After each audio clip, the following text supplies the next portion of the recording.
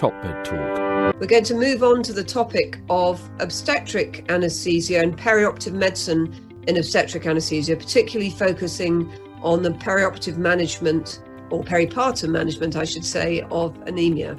It gives me great pleasure to introduce as my co-chair for this session, Dr. Sam Bampoe, who's one of my colleagues from UCLH. He is a consultant in obstetric and perioperative anaesthesia and has a long-standing interest in the management of anemia perioperatively. Welcome, Sam. Thanks for inviting me to chair this session. And that allows me to bring together my two favourite things in medicine, obstetrics and perioperative medicine. And we've got a great lineup of speakers. Anita Sugavaganam, who is a consultant anaesthetist from Brighton University Hospital in the South Coast in the UK. Also joined by Pervez Sultan, who is a consultant anesthesiologist over in Stanford in the United States with a special interest in obstetrics. And also by Charlotte Holm, who is an obstetrician based in Copenhagen in Denmark. And what brings all these speakers together is their expertise and interest in peripartum management of anemia. We know anemia is a common problem, and more the longer term outcomes associated with perioperative or peripartum anemia are coming into focus. And so hopefully we'll have a great session and our speakers can share some insights around the management of anemia in pregnancy. So shall we begin by inviting Anita to join us? Anita, you've done some great work around perioperative management of anemia, and it's your area of expertise, and we've done some work together in the past. Thank you for agreeing to talk to us about antenatal anemia and anemia in pregnancy. It's a common problem. And I think one of the problems that we have when we start to think about how to deal with it is there's so many different definitions of peripartum anemia and antenatal anemia. How should we define it? Yeah, this is particularly difficult in pregnancy. It's already a little bit confusing in the non-obstetric population. On the one hand, we have these sort of clear defined WHO or UK-based guidelines, which themselves are slightly different. So, in the UK, we tend to go with the British Committee and Society of Haematology guidelines, which allow for this physiological anemia, sort of, 110, 105 and 100, depending on the trimester. I sort of add to that people often think that this physiological anemia of pregnancy is normal, but actually, anemia is strictly defined by a decrease in erythrocyte mass per body weight. And actually what happens in pregnancy is an increase. It's just that it's the dilution by plasma volume increase that causes the drop in hemoglobin. So, we have the hemoglobin definitions, but as we all know, there's a very late drop in hemoglobin in terms of the progress of anemia.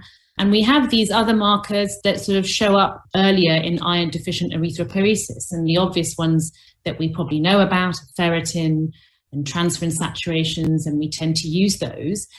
Again, the problem with them is they haven't really been validated in the pregnant population. If you look at different guidelines across the world, ferritin cutoffs vary between 10 and 30 mics per litre. And of course, as we know, a normal ferritin, whatever that means, doesn't exclude iron deficiency because some patients will have concomitant inflammation, other medical problems that cause an acute phase response. And pregnancy itself can cause an acute phase response.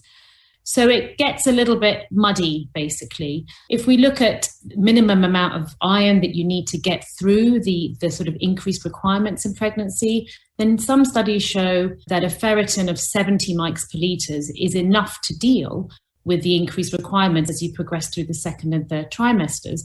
But the problem with that is if we sort of look at various observational studies in the States, in Europe, and in sort of the lower income setting, we're then looking at something in between 50 to 70% of pregnant women who don't really reach 70 mics per litre. And so then we're talking about prevalences that are even higher.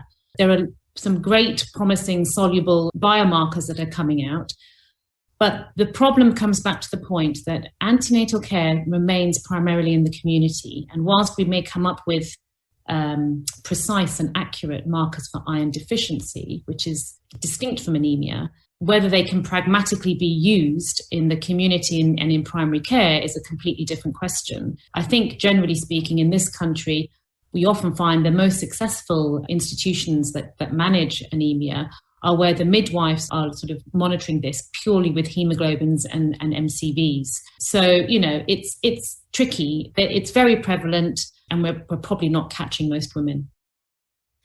We did some work at UCLH where we looked at our antenatal population. Very, very few of them had ferritins measured. Do you think there's a role for universal screening of ferritin? Yeah, I'd like to say yes, but I think because there is, until we've got validated pregnancy ranges, until we have guidelines that are a little bit more in agreement, I think ferritin may just cause more confusion at the moment.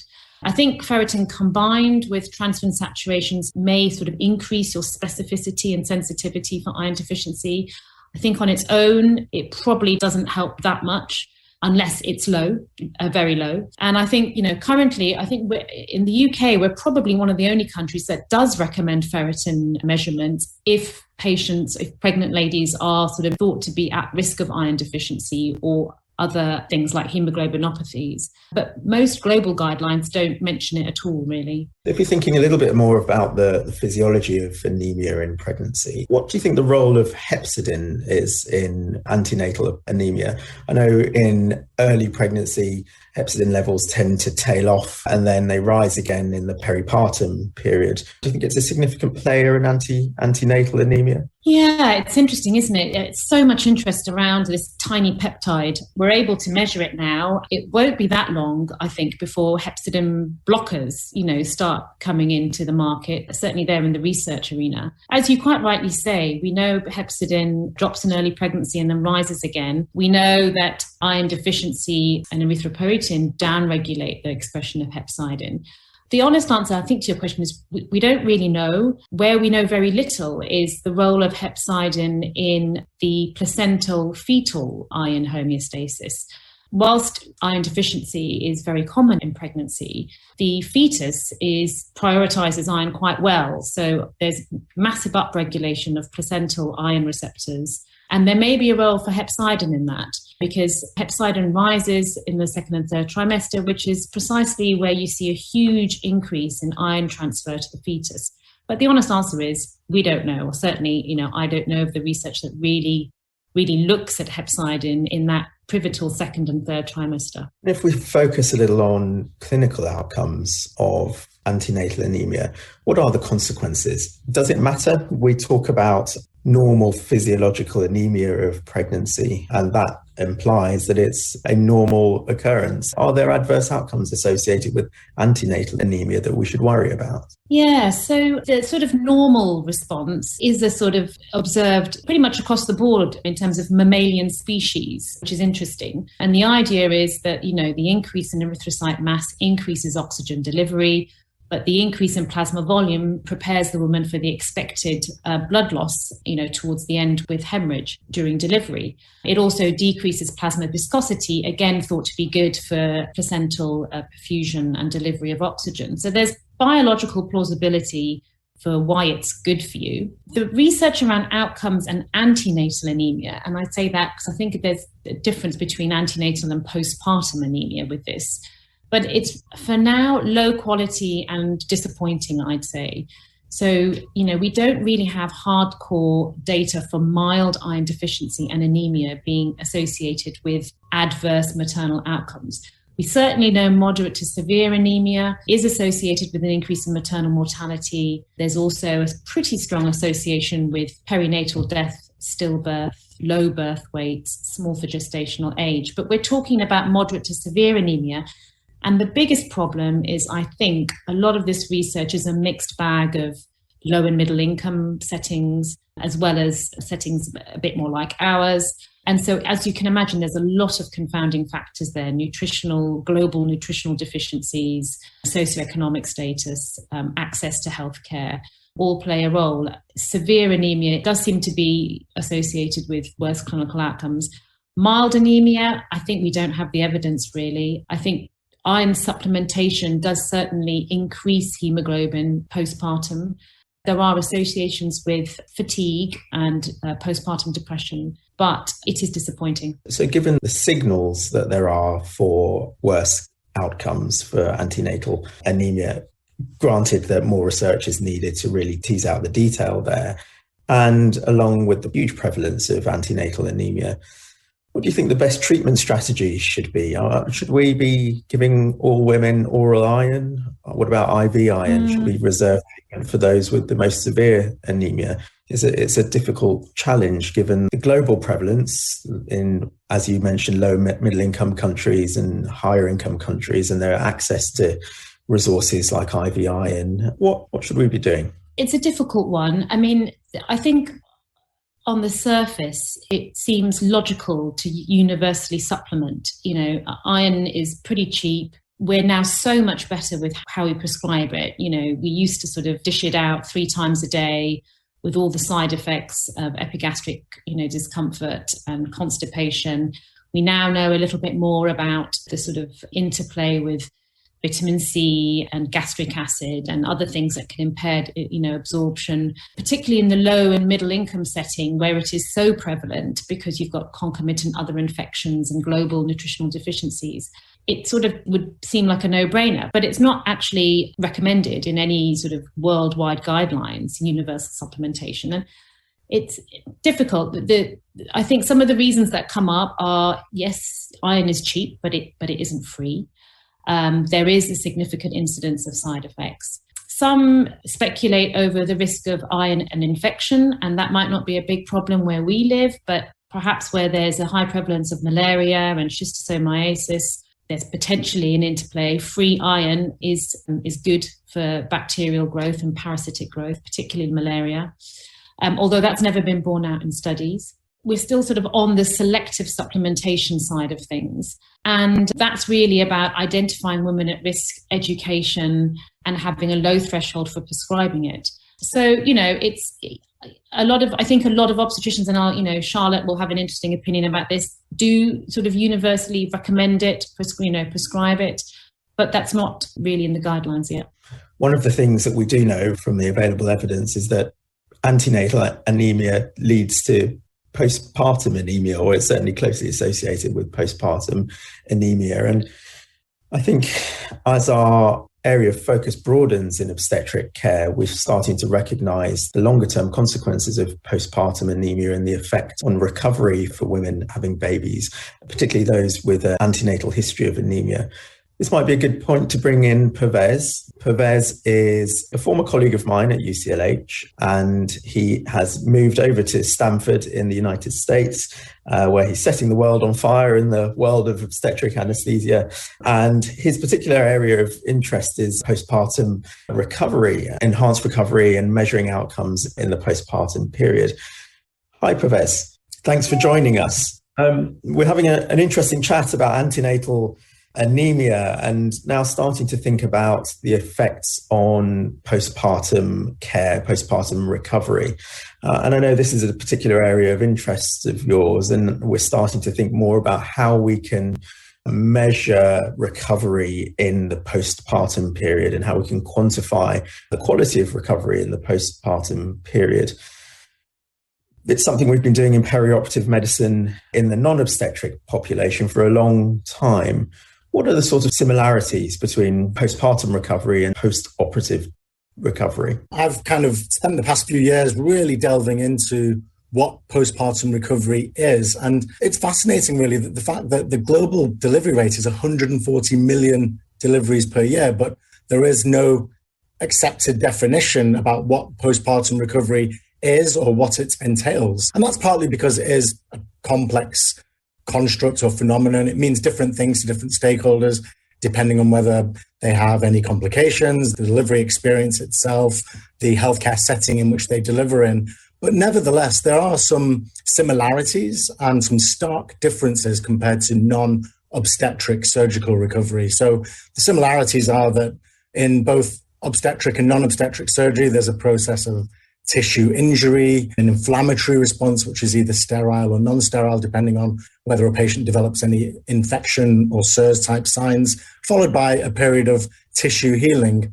Now, in the non-obstetric surgical population, the aim is always, or pretty much always, to get the patient as close to their pre-morbid baseline as possible.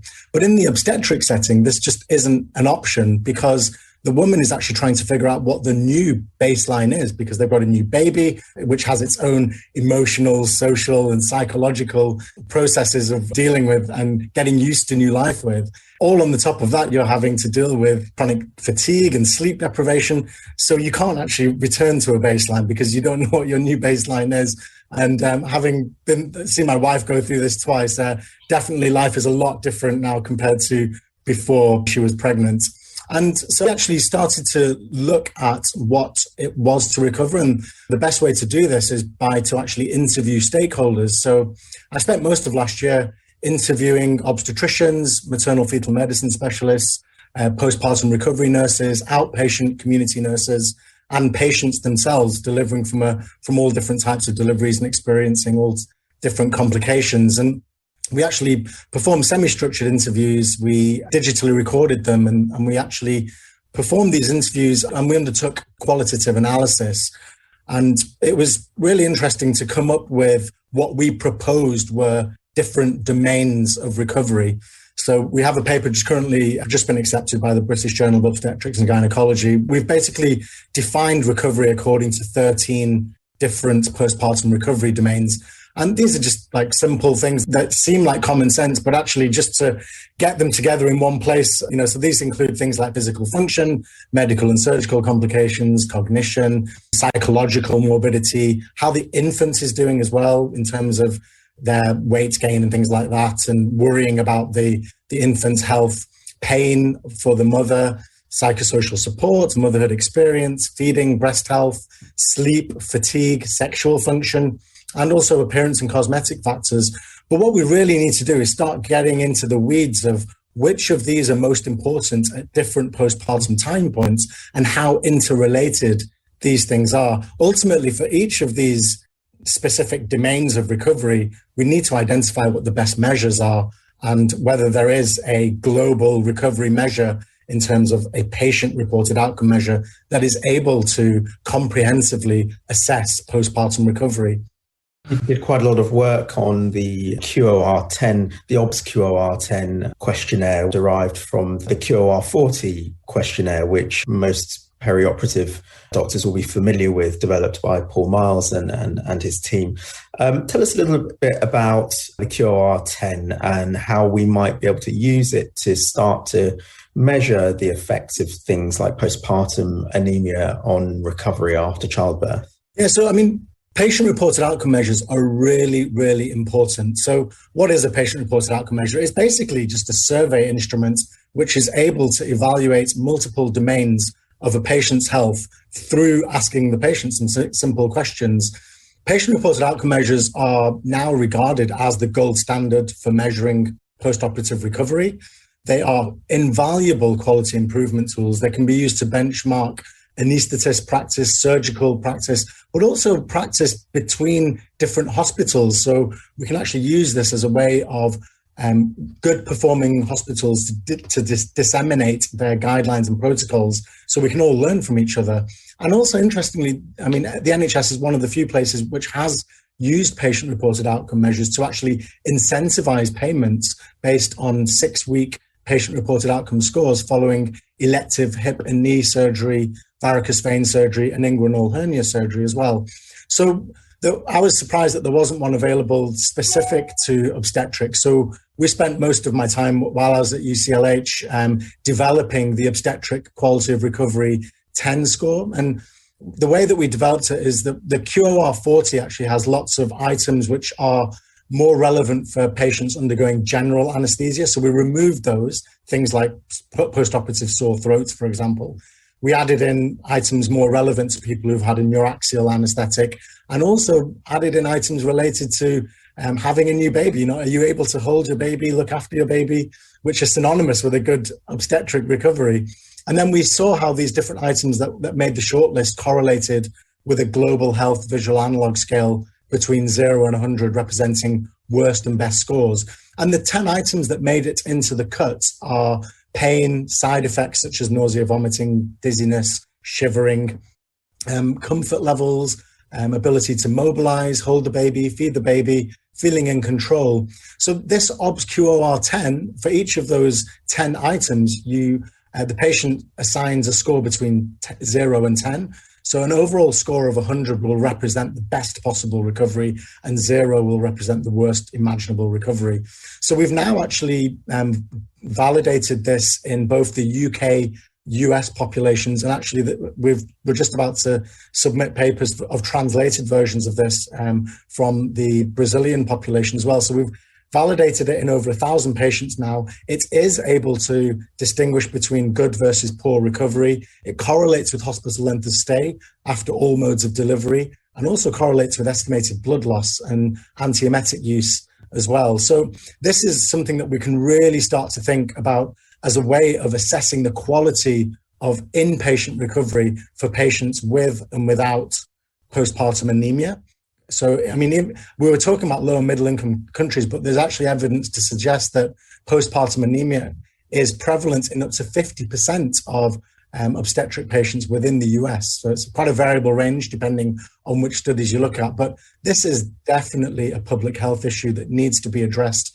And as Anita was saying, even the definitions of what a normal hemoglobin and ferritin level are still up for debate. So I think a lot of work has to be done just to define what it is. And once we've defined it, we can start thinking about how best to measure it and at what levels to actually intervene. I think most people know that if you see a hemoglobin of 6, you're going to transfuse the patient in pretty much all of those situations. But what do we do for those cases where the hemoglobin is between 7 and 8?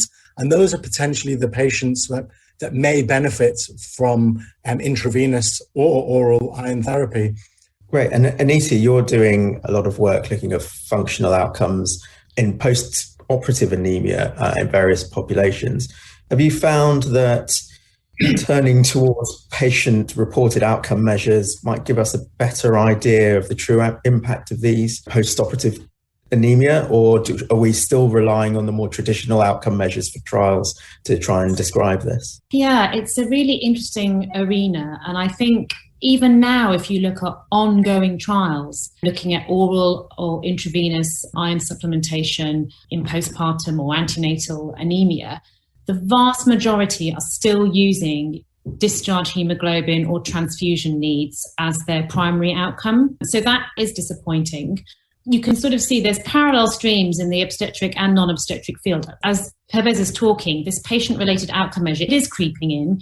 The trial, the research that we're doing after emergency surgery, so emergency laparotomies and hip fracture surgery, we're using days at home as our primary outcome measure. And this is an anemia study. And I think at the end of the day, yes, it would be nice to show an increase in hemoglobin or a reduction in transfusion need is also associated with a happy mother who's breastfeeding and is scoring high in all of the 13 outcome variables. But I'd almost challenge it further and say, if we're talking about patient-related, almost who cares about the hemoglobin? Or take the middleman out. Does the treatment cause the desired outcome? I think the scientist in us wants us to see the association with the increase in hemoglobin, but I would even challenge it doesn't matter.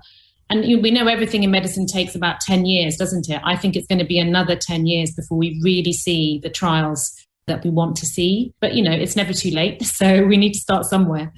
In the non-obstetric world, there's been a lot of work done around standardizing endpoints and developing a core outcome measure or core outcome set to be reported in perioperative trials.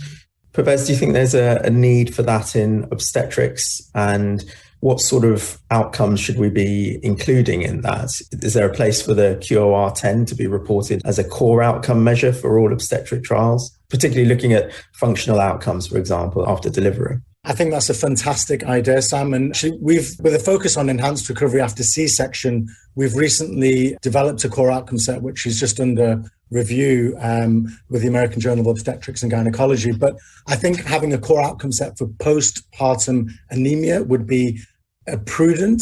So we actually did a systematic review and meta-analysis looking at the available randomized controlled trials comparing IV versus oral iron.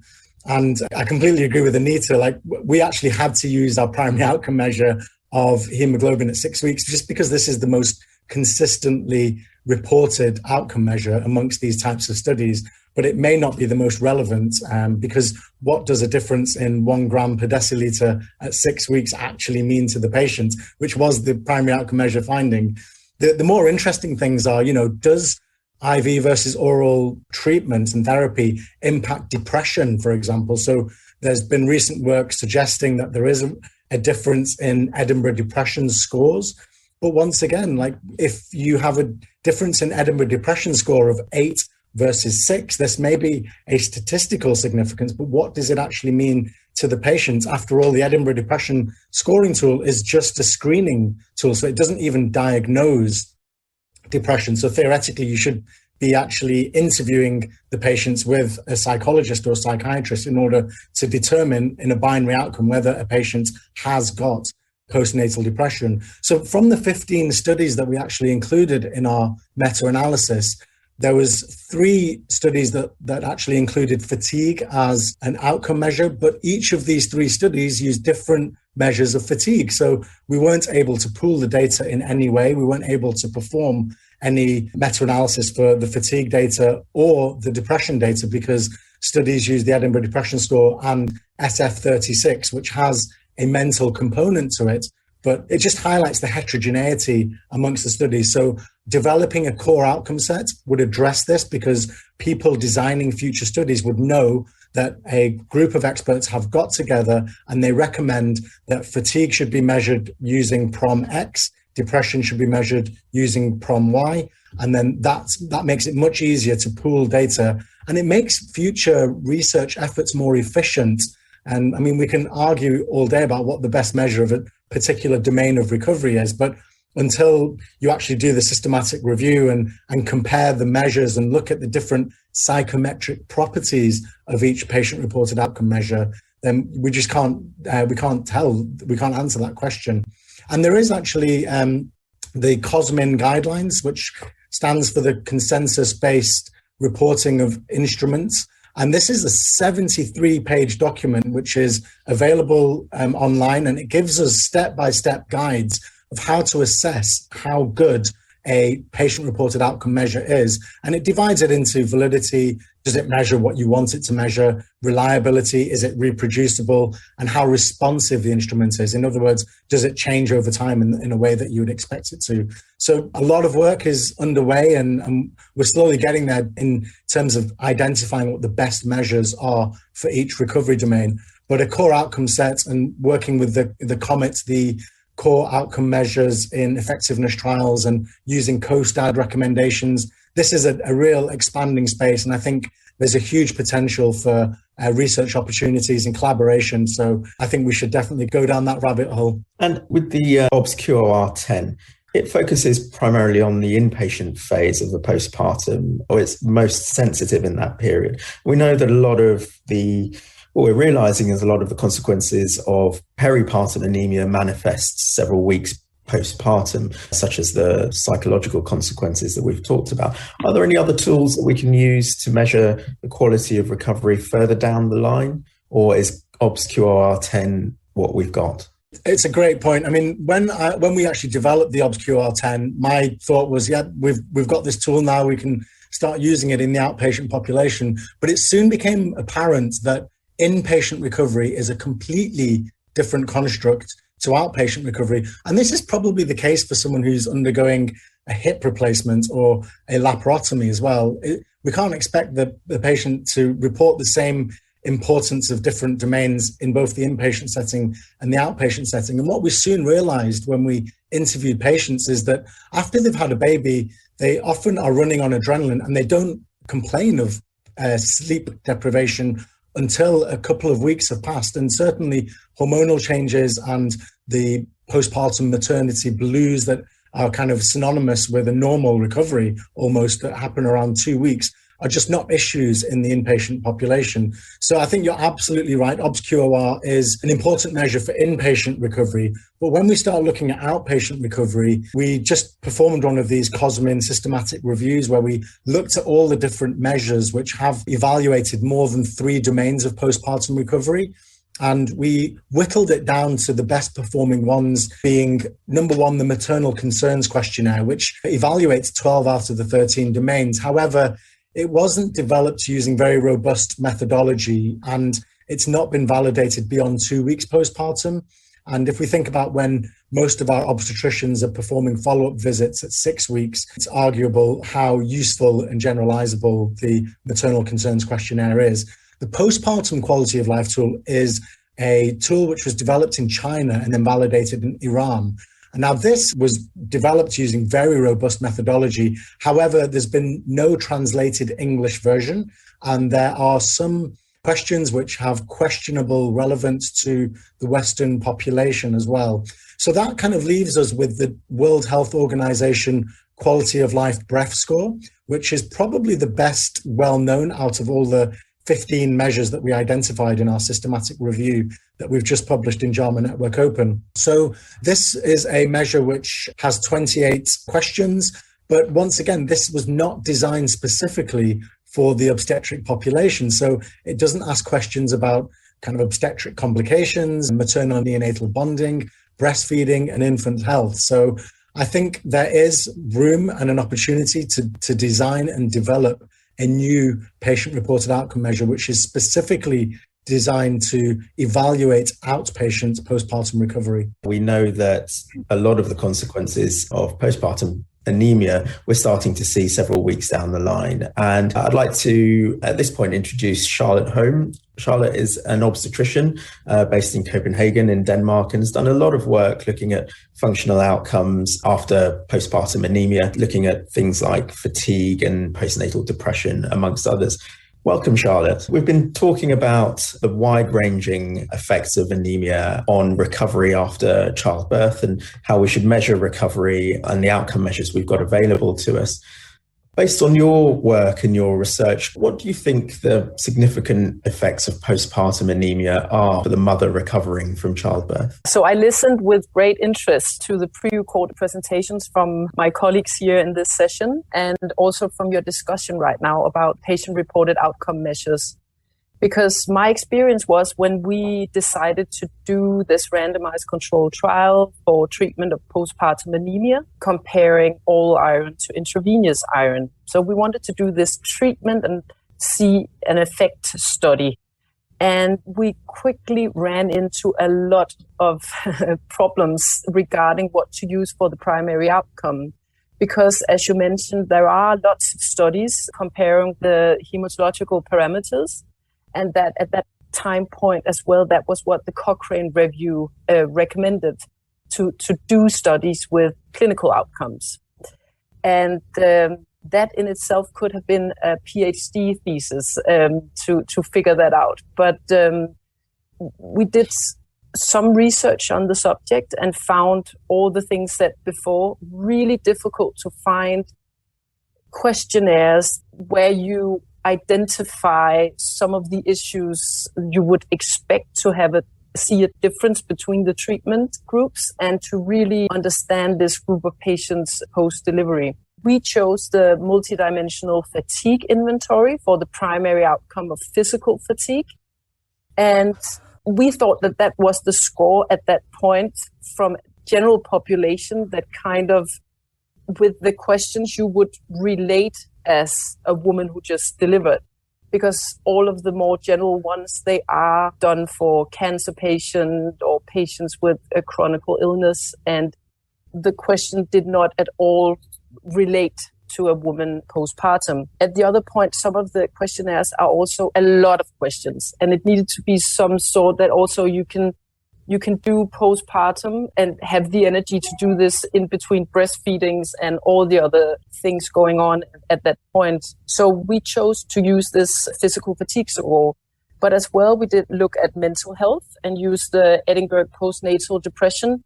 And I, again, absolutely agree that it's a good tool because it's developed for this population, but it is meant as a screening tool. And I don't know if you can defend to use it exactly with the differentiate between the levels of the scores.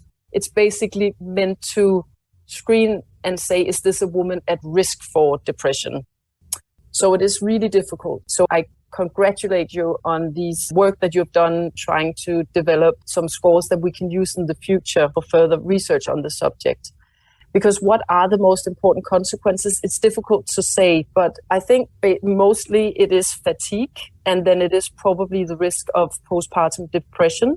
But study has already also shown that it does associate with a shorter duration of breastfeeding and influence the mother-child interaction. So many severe consequences. And in your unit, what are the treatment thresholds for treating postpartum anemia? And how do you treat it? Do you use IV iron? Do you use oral iron?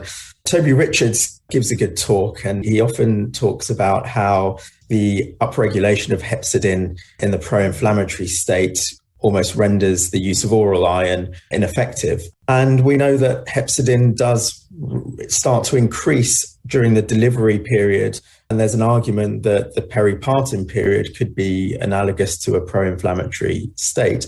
So do you think there's an argument that oral iron perhaps doesn't have a role to play in the treatment of postpartum anemia? First of all, we have to talk about the definition then of a postpartum anemia. And that is difficult in itself, exactly due to the reasons that Anita was mentioning before, because we have this physiological hemodilution during pregnancy, and that resolves in the weeks postpartum. And this is what treatment of women postpartum, it's very, very difficult, because we as obstetricians, of course, have them for the first couple of days post-delivery, and then it's actually the GPs who take over. We don't in Copenhagen have any postpartum clinic.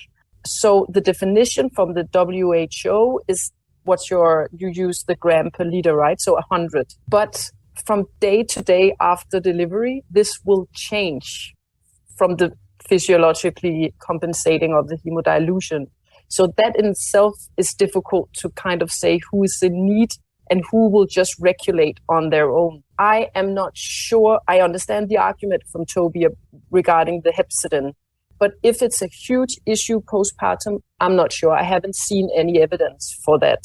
So here in Copenhagen, we do, as I think internationally as well, if we identify an anemia, we don't screen all, but if we find a postpartum anemia, we recommend oral iron and a follow-up at their GP in 4 to 8 weeks, depending on how low the hemoglobin is. We're trying to change the guidelines a little bit because there is so much education in iron treatment. So if we identify women with a severe anemia, to talk to these women, how were their experience with oral iron during pregnancy? And if they are identified either as gastric bypass patients or they had some malabsorption, IBD, and they had a terrible pregnancy due to obstipation, due to oral iron treatment, then we would introduce intravenous iron already. And if they have severe anemia, so again, the international threshold of, I think it's 70, we use millimole per liter here, but I think it's 70 gram per liter. We try to limit the amount of transfusions to the ones with very severe symptoms. But there is still this old fashion sometimes that women are transfused. But I'm trying to change it because they are healthy women. They don't need transfusions. And what about blood? Is there a role for transfusing patients with blood rather than giving them oral iron or IV iron post-operatively? Well, how does that compare on postpartum hemoglobin levels compared to treatment with iron preparations? Yeah, I mean, this with the blood, that's what we're trying to minimize as much as possible. Of course, blood transfusion has a role where our anesthetists are involved because it's in that acute phase of bleeding. But once you have a stable patient with no ongoing bleeding, but with a severe anemia, we are trying to limit the amount of blood transfusion. We try to do, or we searched for any randomized controlled trials comparing blood transfusion to IV iron in this situation and found that there were none. There was a big Dutch study, I guess it's about 8 years ago, where they compared transfusion to an expectant management. And they compared, as we with the multidimensional fatigue inventory, they compared the group's score on physical fatigue. And unfortunately, so to say, they found that women who were transfused were less tired or reported less physical fatigue than the women who did not receive a blood transfusion. But there's no study, instead of the expectant management, then maybe treat these with intravenous iron. So we did a small pilot study for these women, and it was quite difficult to include women in the study because we wanted that clean comparison of blood transfusion to IV iron. And it's women who had a severe postpartum hemorrhage that results in a severe anemia are very often has already received a blood transfusion in the period where they had the bleeding. So we wanted to find the ones who were not treated during delivery with the transfusion and compare these. So it was difficult to include these patients, but the number in our pilot study was 13 women, so 6 in one group and 7 in another. So we can't really conclude anything from the results. But what we did see a tendency was that the hemoglobin, of course, is significantly higher on the first day after a transfusion compared to the intravenous iron. But once we reach past the first week and the intravenous iron are available for the bone marrow, we see a significantly higher hemoglobin in the women who were treated with intravenous iron compared to the ones who were transfused. And this was as well reflected on the reticulocyte count, where we saw that the women who were treated with blood transfusion, it inhibits their erythropoiesis. And I think this has been seen, hematologists nodded when I present this data because they've seen that in other patient groups. Whereas when you treat with intravenous iron, you give the gas, so to say, for the bone marrow. And they are healthy women. They have a healthy bone marrow. It's just hungry for iron. I've just got a couple of questions that come through on Slido, which seems like a good point to ask. And it was really about, there were two. So first of all, Charlotte, has there been any data looking at relative falls in hemoglobin? So rather than absolute levels, does it depend on how much it's gone beyond that individual patient's baseline? Because it may depend on what they've been used to prior to delivery. And do we have any data about relative falls in hemoglobin and symptoms in anemia perioperatively, was the question. Good question. So our word changed from baseline looking at our data, but the baseline was postpartum. It would be very interesting to do studies where we, of course, have a baseline pre-delivery to kind of differentiate between women who are some sort of chronic anemia or iron deficiency, or if it's an anemia caused by the delivery and the blood loss at delivery, which is it's a visual estimate. So we don't exactly know how much their bleeding is. And also, I think in terms of the patient-reported outcome measures, there's a huge difference in a woman who has an anemia due to a bleeding at delivery compared to the ones who has a chronic condition. So it would be interesting. But in Denmark, we don't have pre-delivery full blood counts. We don't do like a doorstep blood sample when they come to deliver. I know in the US, I believe that they do, but we don't do it here. The use of blood tests post-operatively as well is something that's an area of contention. So if you look at the Enhanced Recovery After Surgery Society guidelines for enhanced recovery after cesarean delivery, there's no mention of routine testing of a full blood count following cesarean delivery, whereas the recently published Society of Obstetric Anaesthesia and Perinatology guidelines address this by recommending a full blood count if there has been greater than a litre of blood loss. So and they recommend that either in the situation of big postpartum hemorrhage or if there is a pre-existing condition where the patient's already anemic and therefore likely to be even more anemic postpartum and may benefit from various treatment strategies. So I think it's an important aspect of enhanced recovery. Anemia remediation prior to delivery is more extensively covered, but in the postpartum setting, there's really a lack of consensus and a huge variability in practice. And from the 15 randomized controlled trials, that the definitions of anemia and when IV versus oral iron was actually offered to patients varies hugely as well. So we actually just included all studies that anything that defined anemia as a a hemoglobin of less than 12 grams per deciliter, just to be more inclusive. But yeah, clearly needs to be more work done on limits of what anemia actually is. Whilst it's really pragmatic to use hemoglobins, as I sort of was saying earlier, hemoglobin is obviously very late drop in terms of iron deficiency. And there are a lot of biologically proven, at the mitochondrial level, metabolic level, benefits to iron therapy that are not so outside of erythropoiesis. So, I think we've just got to bear that in mind when we're focusing so much on hemoglobin and what the numbers are postpartum. And the other thing, so what I'm saying is, there may be benefit of intravenous iron in these ladies outside of a hemoglobin increase. And the other thing to say is where I see postpartum anemia, I think there's a big divide between women who are delivering vaginally and women who are having cesarean sections. And that might be another important distinction to make, regardless of the degree of blood loss. And talking about hepcidin, a cesarean section is obviously a huge acute inflammatory surgical state. There is a lot of biological plausibility for oral iron to be even less absorbable in those women. And I think there's trials crying out to be done for the role of IV iron post-cesarean section. So, yeah, I just think it's worth bearing in mind that perhaps all of postpartum anemia may not be lumped into the same basket. It's quite a heterogeneous beast. Very quick question about the timing of antepartum iron, which came from the audience. When would you give it if you were to give antepartum IV iron, that is? Certainly in the UK, our guidelines say currently, not really to be used in the first trimester. That's not an absolute contraindication, but certainly there isn't enough validation data on safety in the first trimester.